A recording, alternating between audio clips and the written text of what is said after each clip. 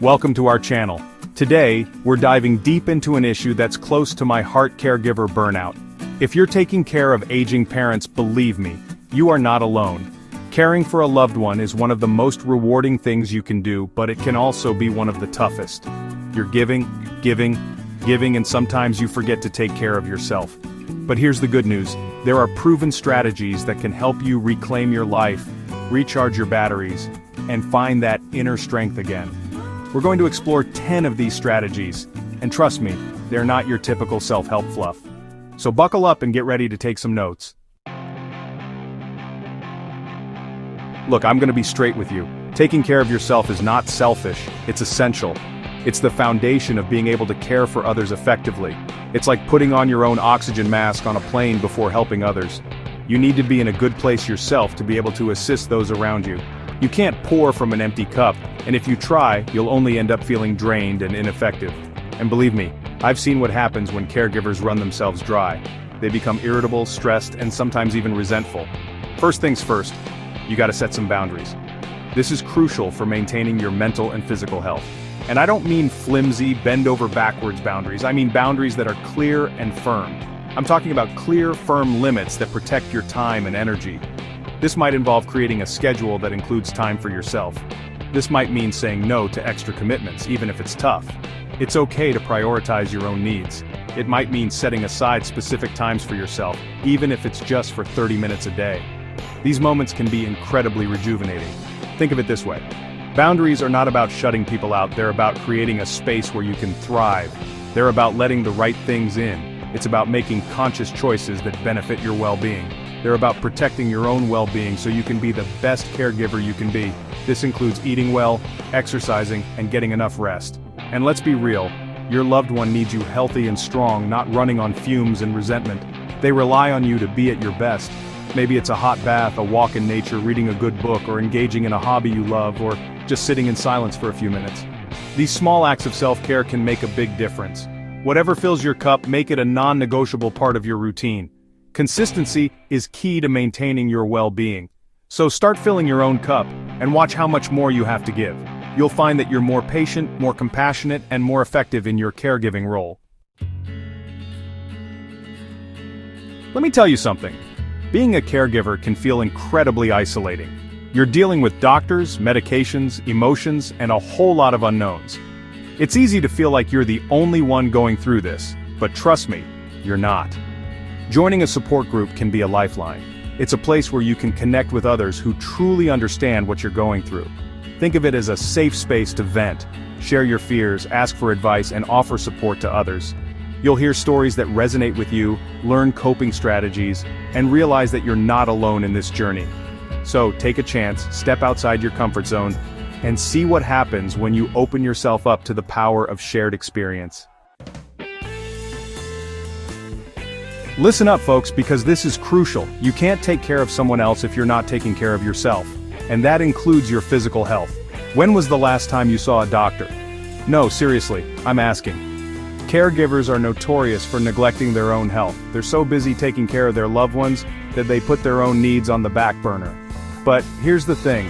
Ignoring your health is like driving a car with the check engine light on and hoping for the best. You need regular checkups, screenings, and tests to make sure you're in tip-top shape. So, schedule that doctor's appointment, get those blood tests done, and listen to your body. Let me ask you something. When was the last time you took a real break? A break where you didn't have to worry about the next task, or the next responsibility waiting for you. And I'm not talking about a quick trip to the grocery store or a 5-minute shower. Those don't count as real breaks, they are just brief pauses in an otherwise hectic day. I'm talking about a true, guilt-free break where you can recharge and rejuvenate. A moment where you can breathe deeply, relax, and let go of all the stress and tension. Here's the deal. Caregiving is a marathon, not a sprint. It's a long, ongoing journey that requires endurance, patience, and most importantly, self-care. And just like a marathon runner needs to pace themselves and take breaks, so do you. Without these breaks, you risk running out of energy and burning out completely. Burning yourself out helps no one, least of all your loved one. When you're exhausted, you're not able to provide the best care possible. Respite care is not a luxury, it's a necessity. It's about giving yourself the time and space to rest and recover. It's about having someone else step in and provide care for your loved one while you take a much-needed break.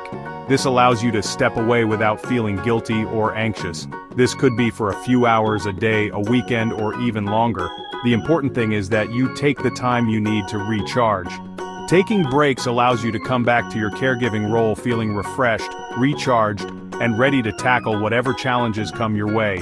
It makes you a better caregiver. It's about preventing burnout and ensuring that you can provide the best possible care for your loved one over the long haul. Remember, taking care of yourself is just as important as taking care of your loved one. Let's talk about something we all need but often neglect: food and movement. When you're stressed, exhausted, and short on time, it's easy to reach for sugary snacks, skip meals, and forget about exercise altogether. But here's the thing: what you put into your body directly affects how you feel, both physically and mentally.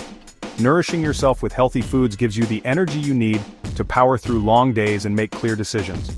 And exercise? It's about reducing stress, improving sleep, boosting your mood, and sharpening your mind. Start small. Swap out sugary drinks for water, add more fruits and vegetables to your plate, and find ways to move your body for at least 30 minutes a day. Remember, taking care of your physical health is an essential part of being a good caregiver. So fuel your body, move your body, and watch how much better you feel. Let's talk about something that's often swept under the rug: mental health. Look, there's no shame in admitting that caregiving can take a toll on your mental well-being. You're dealing with stress, anxiety, sadness, and a whole range of emotions that can leave you feeling drained and overwhelmed. Seeking professional help is not a sign of weakness, it's a sign of strength. It's about acknowledging that you need support and that you're willing to do whatever it takes to take care of yourself. A therapist can provide you with coping mechanisms, help you process your emotions, and give you the tools you need to navigate the challenges of caregiving. They can also help you identify signs of burnout and develop strategies to prevent it. Taking care of your mental health is just as important as taking care of your physical health. So don't hesitate to reach out for support when you need it most. Listen up, control freaks, because this one's for you. You don't have to do it all yourself. In fact, trying to juggle everything on your own can be counterproductive. In fact, you shouldn't even try. The more you take on, the more likely you are to make mistakes or overlook important details. Trying to be a superhero caregiver is a surefire way to burn yourself out and end up resenting the very people you're trying to help. It's a recipe for disaster. Delegating tasks is not about shirking your responsibilities. It's about being smart and strategic with your time and energy. It's about working smarter, not harder. It's about being smart and strategic with your time and energy. By delegating, you can focus on the tasks that truly need your attention. It's about recognizing that you can't do it all, and that it's okay to ask for help. In fact, asking for help is a sign of strength, not weakness. Start by identifying tasks that you can delegate to others. Make a list of everything you do in a day and see what can be handed off. This could be anything from grocery shopping and errands to meal preparation and transportation. Even small tasks can add up and make a big difference. Reach out to family members, friends, neighbors, or even community resources. You might be surprised at how willing people are to help if you just ask. Or even professionals who can help lighten your load. Hiring a professional caregiver or using a support service can be a game changer. Now, I know letting go can be hard, especially if you're used to being in control. It can feel like you're giving up, but that's not the case. Especially if you're used to being in control. But trust me, the relief you'll feel when you delegate even a few tasks will be worth it. Remember, you're not superhuman.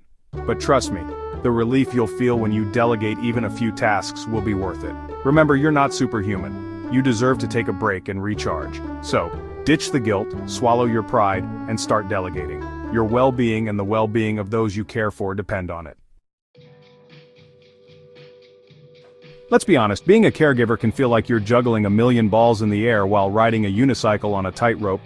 There are appointments to schedule, medications to track, bills to pay, and a whole lot of paperwork to manage.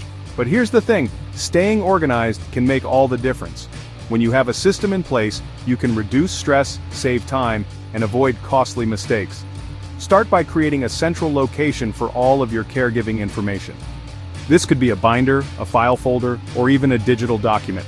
Use a calendar to keep track of appointments, deadlines, and other important dates. And don't be afraid to embrace technology. There are countless apps and online tools that can help you stay organized. Remember, staying organized is not about being perfect. It's about finding systems that work for you and making your life a little bit easier. Let's talk about something that nobody wants to think about, but that's crucial for every caregiver: financial planning. Look, the reality is that caring for an aging loved one can put a strain on your finances. There are medical expenses, home care costs, and maybe even lost income if you have to cut back on work.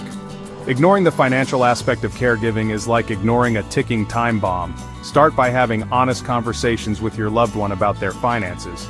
Discuss their income, expenses, assets, and debts. Develop a budget that includes all of the costs associated with their care, and explore options for financial assistance. And don't forget about your own financial well-being. Make sure you're saving for retirement, paying down debt, and protecting your own financial future. Planning for the future is about taking control of your finances, so you can focus on what matters most, providing the best possible care for your loved one. Here's the deal, folks. Caregiving can be isolating. It's easy to get so caught up in the day-to-day demands of caring for your loved one that you neglect your own social life. But here's the thing. Maintaining social connections is crucial for your mental and emotional well-being. Social interaction helps reduce stress, boost your mood, and provide a sense of purpose and belonging. Make time for activities you enjoy, even if it's just for a short while each week. Join a club, take a class, volunteer, or simply pick up the phone and call a friend.